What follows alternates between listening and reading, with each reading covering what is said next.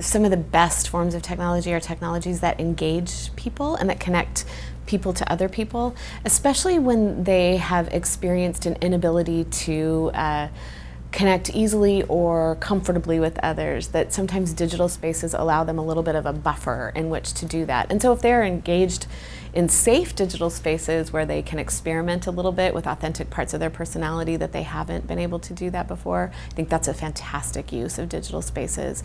I think some of the new softwares and apps that are really trying to design themselves around a growth mindset model, so they try to make their endeavors and their campaigns and their activities based very much on how those activities, campaigns, or ideas would be acted out in the physical world. Those are fantastic teachers. Those are things like Minecraft or other games that really do hold true to the principles of physics and the principles of taking risks and trying to develop a wholehearted sense of self rather than just, again, trying to attain the next level. There's lots of research that suggests that collaboration, when it is done in safe spaces online, increases a person's ability to communicate well.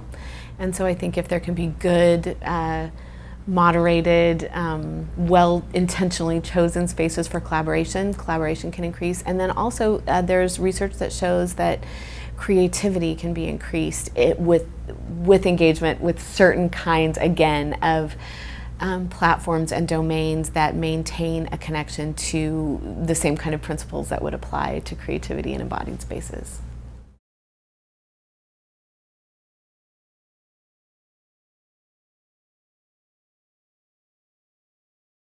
I think I would say if I am punished for taking risks, or if I am given any kind of negative feedback, so that wah, rather than the good job or try again, so anything that is reinforcing a failure rather than encouraging a success is going to be something that's going to be more fixed mindset than growth.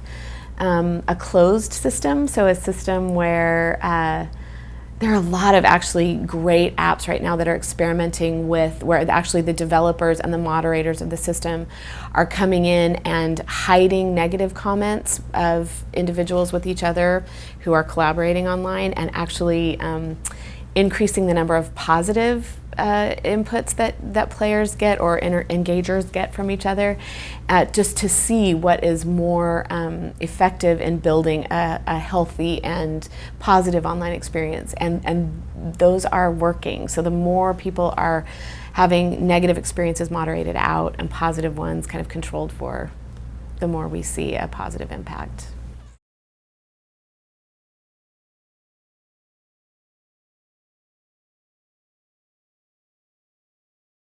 I would love to encourage them to create games and spaces and platforms that they would feel comfortable interacting with their grandmother and their 4-year-old child with. And also and their child throughout the developmental span.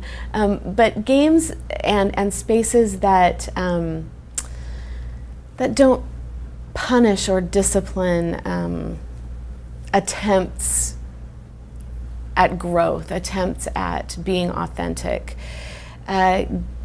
Games and platforms that are respectful of human beings as complex people, not just as objects.